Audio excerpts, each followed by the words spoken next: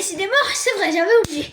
J'avais un exposé que j'ai fait rien que pour vous, les amis de la chaîne, sur l'exposé des utilisations du feu.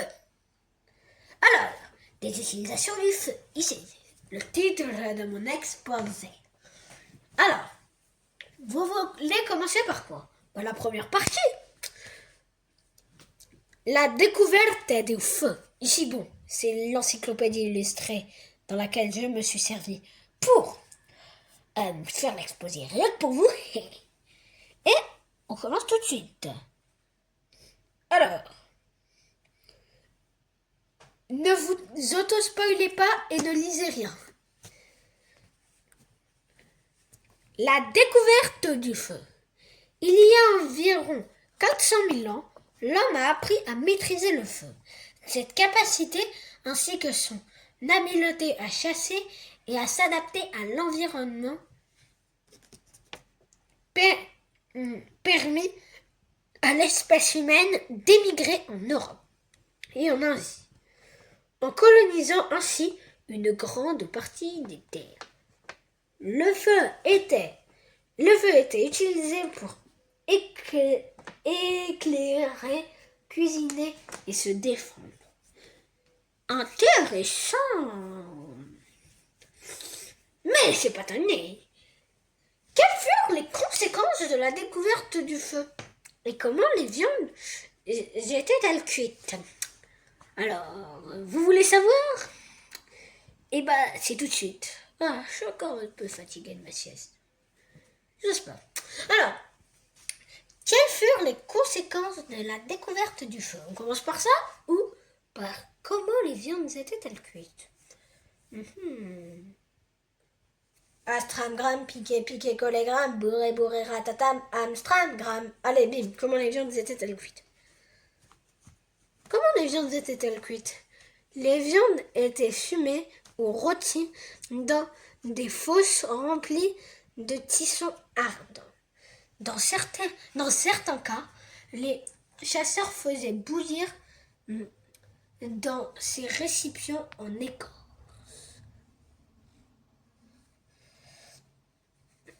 Quelles furent les conséquences de la découverte du feu pour tous ceux qui voulaient savoir?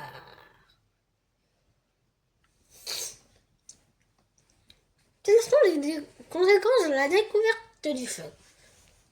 Apprendre à contrôler les flammes conduisit à l'homme à adopter des habitudes qui le caractérisent encore aujourd'hui.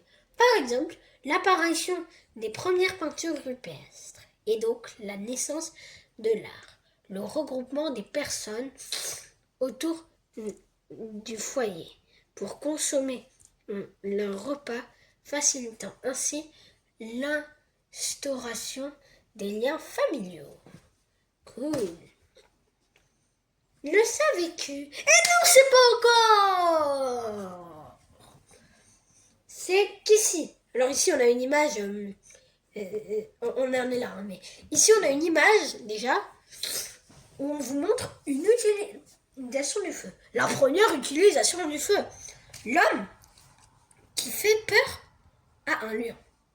Et ici, regardez ici. Vous voyez cette image-là, c'est la guerre contre le mammouth. Ah bon, là, vous voyez un cracheur de feu, je sais, mais bon. Là, on a la guerre contre les mammouths.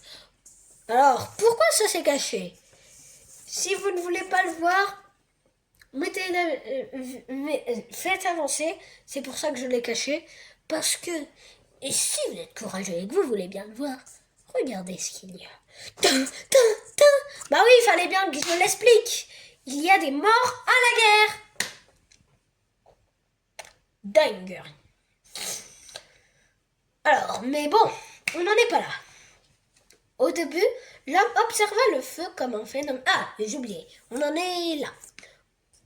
Au début, l'homme observa le feu comme un phénomène naturel, né par exemple de la chute de la foudre sur un arbre.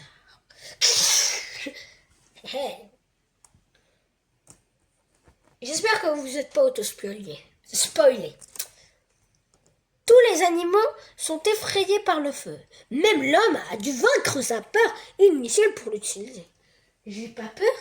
Le feu est carrément dans ma cheminée pour se réchauffer, pour que je me réchauffe. Oui, mais à l'époque, c'était ça. Le savais-tu?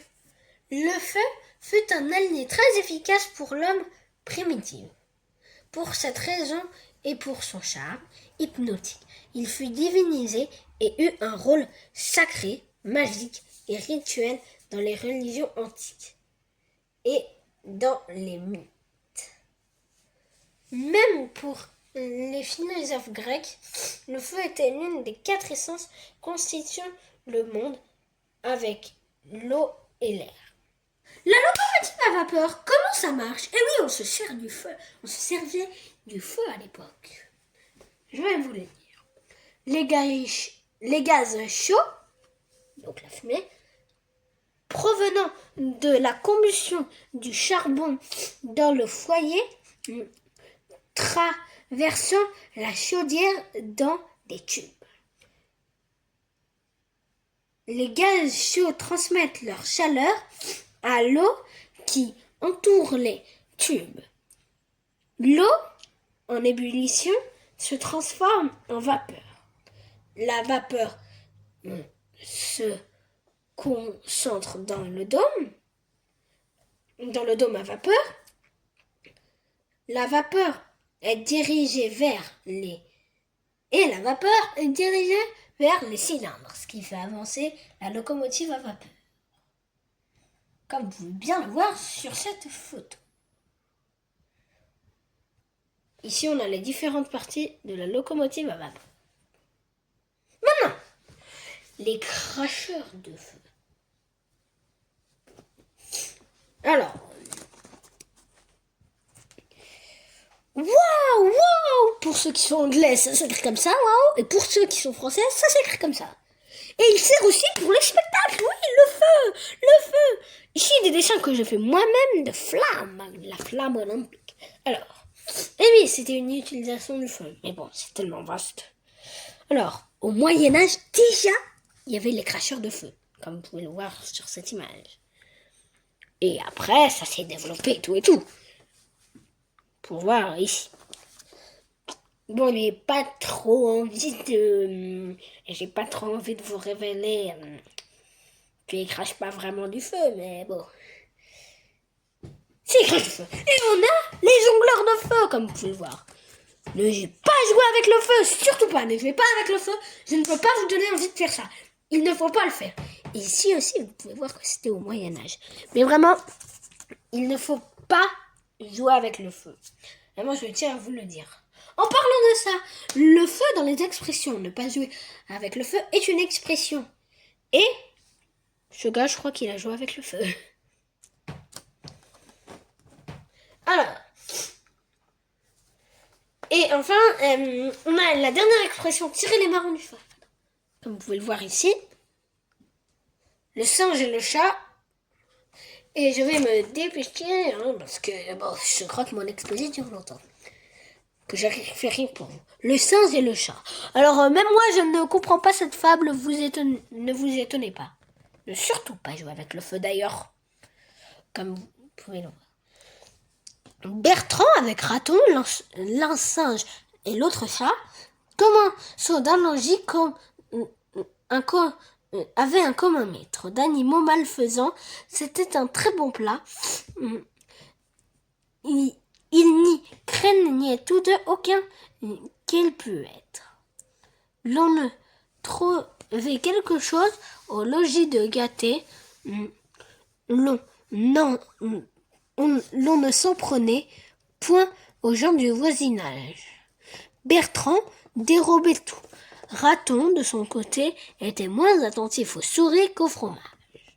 Un jour, au coin du feu, nos 2 maîtres fripons regardaient des marrons rôtir. Les escroquer était une bonne affaire. Nos galants y voyaient double profit à faire. Leur bien premièrement et le mal d'autrui. Bertrand dit à Raton, « Frère, il faut aujourd'hui que tu fasses un coup de maître. Tire-moi ces ratons. Si Dieu m'avait fait naître propre à tirer les marrons du feu, marron verrait beau jeu. Aussitôt fait que dit. Raton, avec sa patte, d'une manière délicate, écarte un peu la cendre et retire les doigts. Puis les reporte à plusieurs fois. Tire un marron, puis 2, et puis 3 en escroque. Cependant, Bertrand les croque. Une servante vient. Adieu, mes gens. Raton n'était pas content. Se dit-on, aussi ne le sont pas la plupart des princes flattés d'un pareil emploi vont s'échauder en province pour le profit du roi. Jean de La Fontaine. Et ici, on a l'auteur de l'exposé. Bon, voilà. Mathieu. Si vous avez aimé la vidéo, mettez un pouce bleu en l'air, abonnez-vous et à la prochaine pour une prochaine vidéo. Saute!